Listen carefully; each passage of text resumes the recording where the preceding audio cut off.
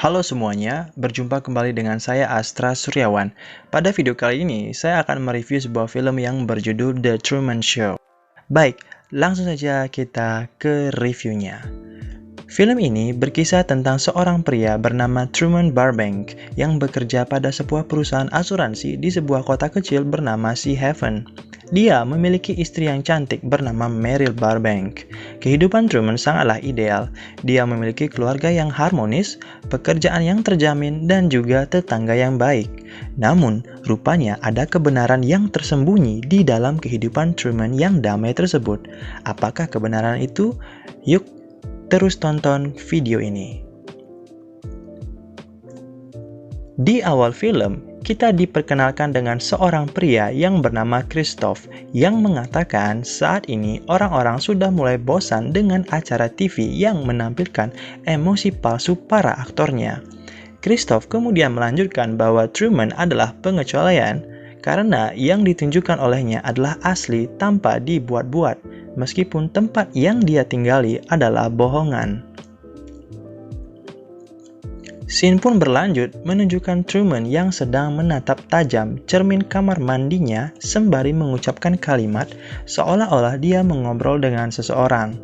Konsentrasinya pun pecah ketika seorang wanita memanggil namanya dan mengatakan dia akan terlambat untuk bekerja. Wanita itu adalah istrinya, Meryl Burbank.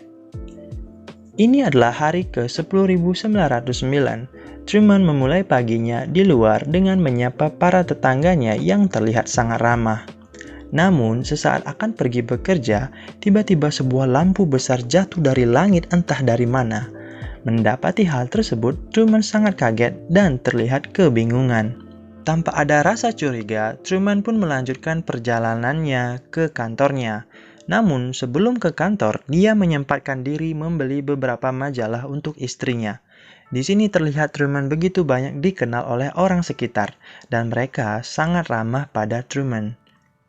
Sesampainya di kantor, Truman menunjukkan sikap yang sedikit aneh. Dia menelpon seseorang secara diam-diam.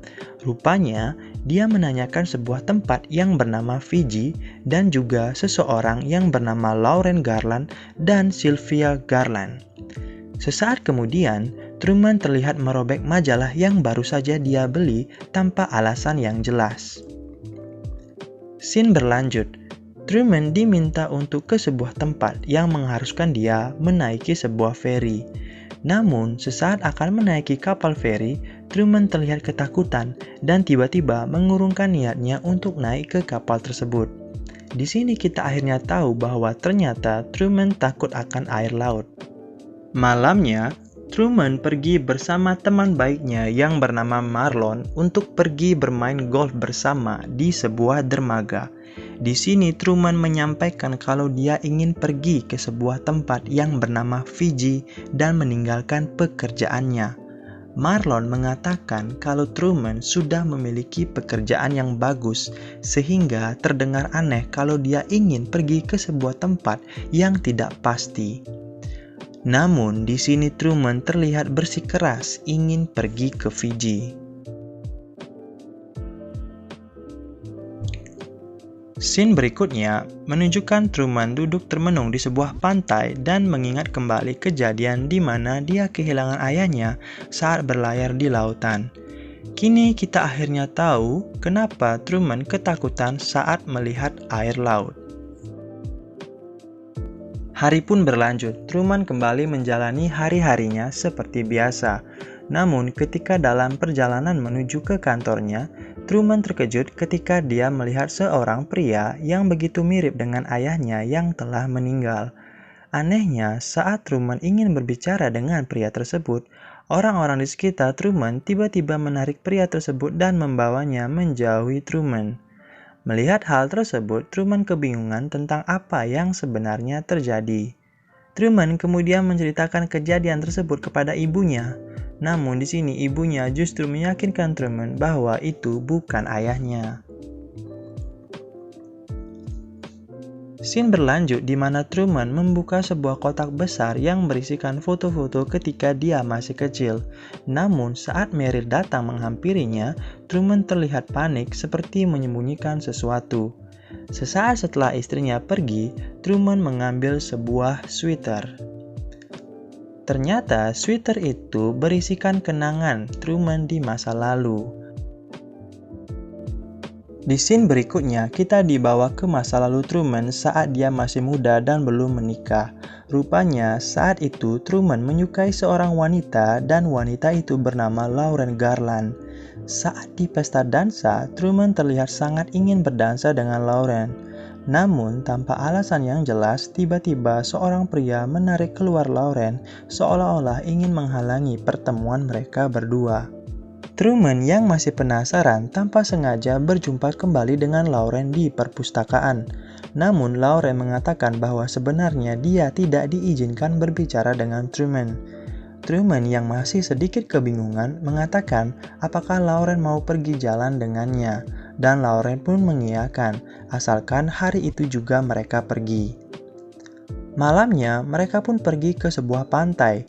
Dan sesaat setelah mereka berciuman, tiba-tiba sebuah mobil menghampiri mereka berdua.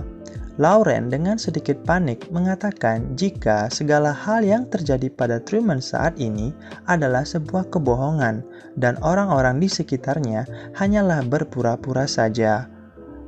Lauren juga mengatakan bahwa nama aslinya adalah Sylvia.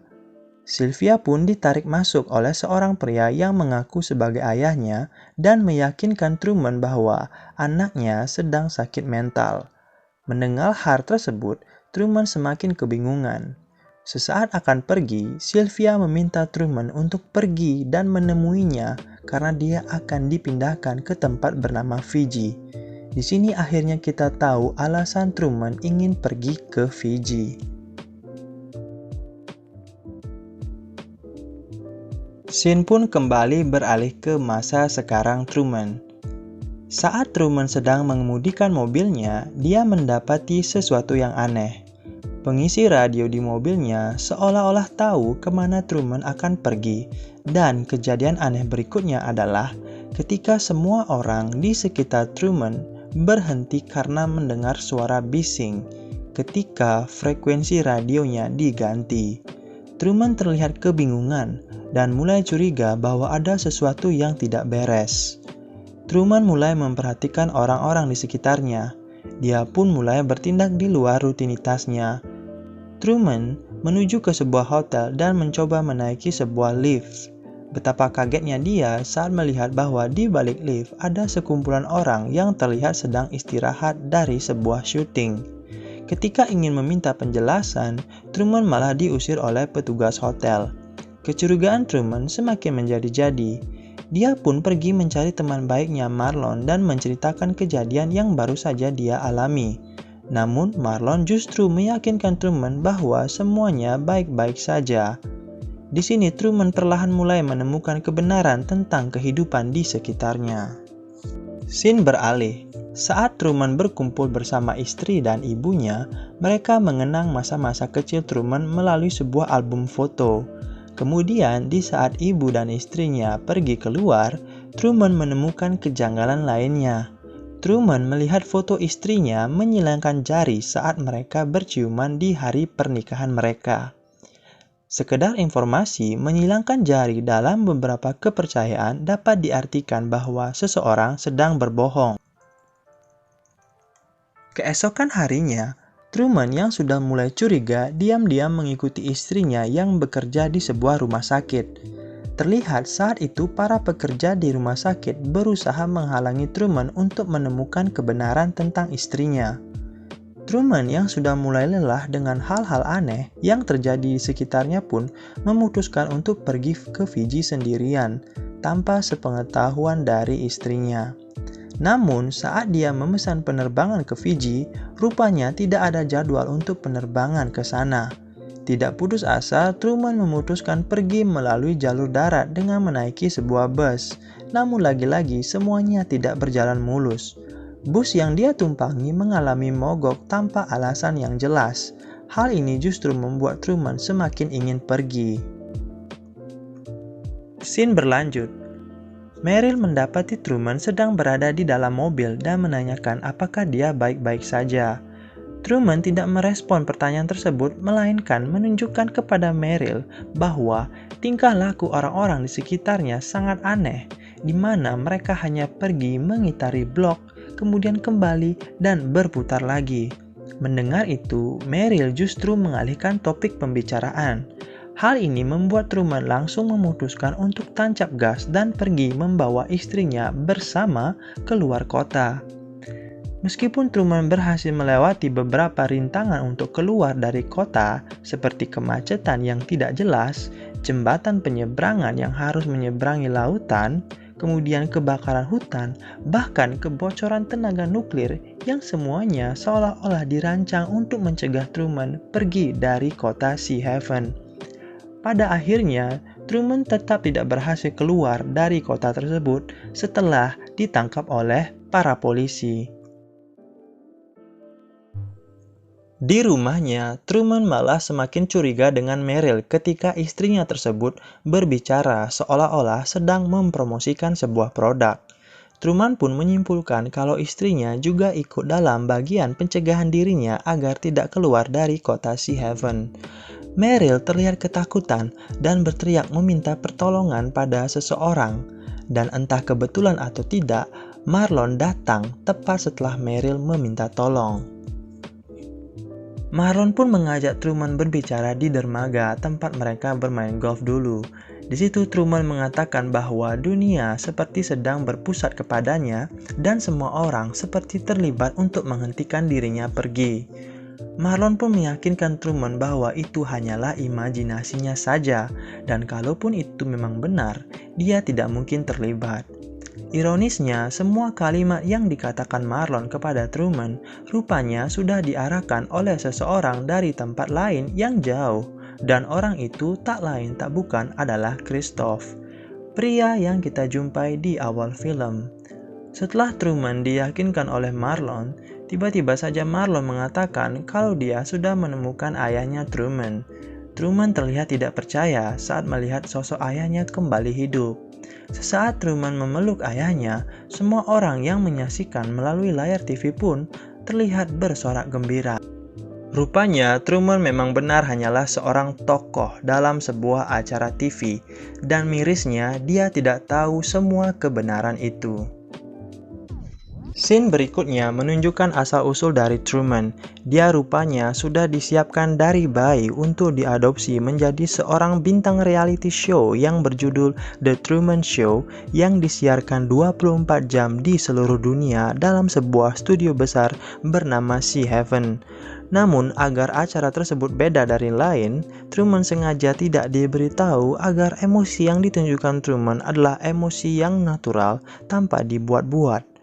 Dalam sebuah wawancara yang berjudul True Talk, Christoph menjelaskan bahwa banyak sekali orang yang telah mencoba mensabotase acara The Truman Show, tapi semuanya gagal. Dan yang terakhir adalah ayah Truman, yang merupakan seorang mantan aktor yang tidak terima dirinya disetting untuk meninggal agar Truman trauma akan air laut. Di wawancara ini, kita juga akhirnya tahu kalau ada sekitar 5.000 kamera kecil yang terpasang di seluruh area Sea Haven. Dan Sylvia adalah mantan pemain di acara Truman Show yang berusaha membebaskan Truman. Wow, kebenaran yang sangat menyeramkan untuk mengetahui bahwa selama ini Truman tinggal dan dikelilingi oleh kepalsuan. Semuanya tampak seperti Truman telah kembali ke dirinya yang dulu. Namun, saat malam hari ketika kru TV mengira Truman sudah tidur di basement setelah kepergian istrinya Meryl, rupanya Truman telah pergi diam-diam dari tempat itu. Dan mereka pun terkelabui oleh suara dengkuran yang ternyata telah direkam oleh Truman sebelumnya. Mengetahui hal tersebut, Christoph langsung memutus siaran TV dan sontak hal tersebut membuat seluruh penonton kaget dan bertanya-tanya apa yang telah terjadi pada acara tersebut. Di sisi lain, seluruh aktor yang berada di Sea Haven dikerahkan untuk mencari Truman, namun hasilnya nihil. Christoph yang tidak kehilangan akal pun terpaksa mengganti situasi di studio yang awalnya malam hari menjadi pagi hari untuk menemukan Truman. Dan benar saja, rupanya Truman kabur menggunakan sebuah kapal kecil. Di sini kita bisa melihat bahwa Truman sudah berhasil mengalahkan ketakutannya akan air laut. Christoph yang melihat hal tersebut berusaha untuk menghentikan Truman. Lalu dia meminta salah satu krunya untuk menciptakan badai buatan. Namun ternyata Truman tidak ketakutan dan terus berjuang agar tidak terjatuh dari kapalnya. Melihat perjuangan mati-matian dari Truman, akhirnya Christoph memilih pendekatan lain. Dia menghentikan badainya dan membiarkan Truman mengetahui kebenaran bahwa di ujung laut tersebut ternyata hanyalah sebuah tembok dari bangunan studio. Saat dia mulai putus asa, Truman melihat sebuah tangga yang seolah-olah menuntunnya untuk pergi dari tempat itu. Namun, sesaat Truman akan pergi dari tempat itu, Christoph mengajak Truman berdialog. Dalam dialog mereka, Christoph berusaha meyakinkan Truman bahwa di luar sana tidak lebih baik dari tempat yang sudah dia buat untuk Truman. Christoph juga mengatakan bahwa Truman sebenarnya ketakutan. Oleh karena itu, dia yakin bahwa Truman tidak akan pergi dari Sea Haven. Mendengar pernyataan Christoph, Truman awalnya diam dan tidak merespon.